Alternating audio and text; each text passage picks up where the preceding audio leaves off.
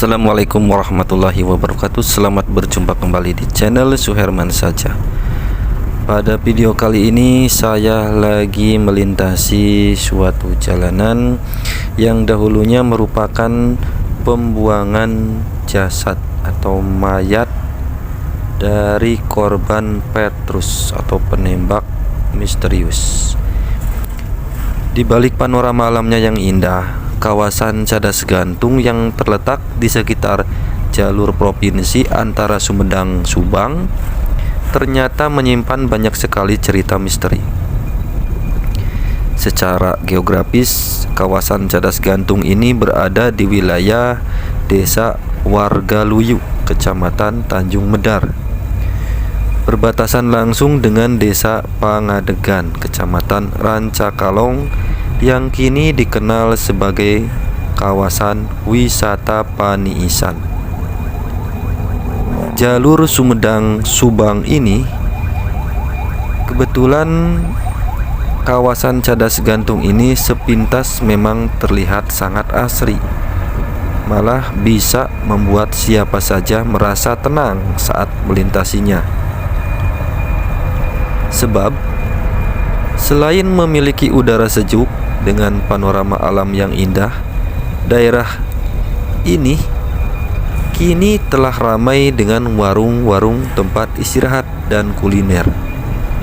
Namun jangan salah, kawasan Cadas Gantung yang dipenuhi pohon pinus ini ternyata merupakan salah satu jalur jalan di wilayah Kabupaten Sumedang yang dikenal sangat angker. Betapa tidak, selain rawan longsor dan rawan begal, kawasan Cadas Gantung ini di jalur Sumedang Subang konon dulunya pada zaman pembunuhan misterius atau Petrus di masa Orde Baru sering dijadikan tempat pembuangan jasad manusia tanpa identitas. Entah berapa banyak jasad yang telah dibuang di kawasan Cadas Gantung tersebut. Bahkan warga setempat pun tidak ada yang mengetahui secara pasti berapa jumlah jasad yang sempat dibuang di jalur Sumedang Subang ini. Pokoknya dari mulai Cadas Gantung sampai perbatasan dusun Cisempak ini dulunya terkenal sering dijadikan tempat pembuangan jasad, kata Satma, seorang warga dusun Cisempak, Desa Wargaluyu, saat menceritakan kawasan Cadas Gantung.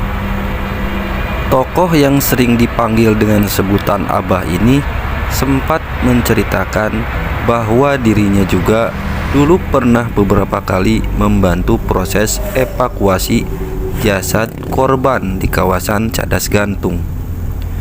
Peristiwa pembuangan jasad di kawasan Cadas Gantung ini menurut Abah, kejadiannya cukup lama pada masa lagi ramai zaman Petrus.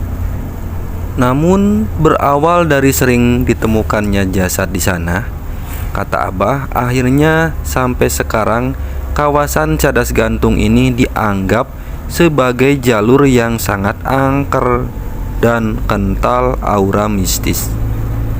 Sekarang sebenarnya sudah tidak pernah terdengar lagi, namun karena dulunya dikenal sebagai daerah pembuangan jasad, jadi Cadas Gantung ini terasa angker. Kalau sudah gelap, jarang ada yang berani lewat, ujarnya. Sekretaris Desa Wargaluyu, Agus Tatang, membenarkan soal cerita tersebut. Bahkan gara-gara kisah pembuangan jasad di zaman Petrus tersebut, sampai sekarang masyarakat masih menganggap kawasan Cadas Gantung sebagai daerah yang angker. Sekarang sebenarnya hanya tinggal cerita.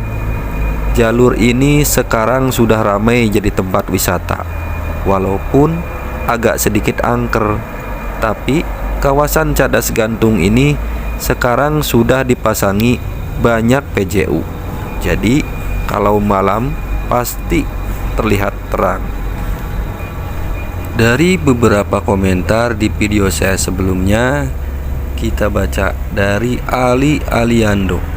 Memang benar, tempat ini, tapi dulu zaman tahun 70, 80, 90 sampai tahun 2000. Saya orang Sumedang asli.